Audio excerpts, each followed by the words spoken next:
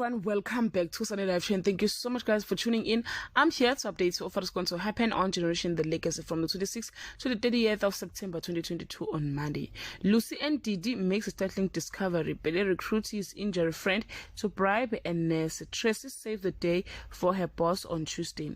Is Ayanda finally ready to move on? Writing the wedding vows become a team effort. The double date turns into a double disaster for one of the couples on Wednesday. The warden warns Mpho can't die in his prison. Is the PELE couple's problem bigger than they realize?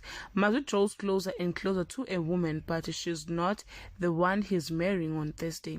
Now let's talk about relationship sparks and idea. PELE is starting to regret making a deal with the devil. An unexpected kiss leaves two friends shocked and bewildered. On Friday, Lucy is determined to have more fun than Mrex. Zondiwe knows how Ayanda can win back a man. Tracy is floored by what Fikile asked of her. Guys, this is all I have for today. You can leave your comment below and share your opinion. Bye.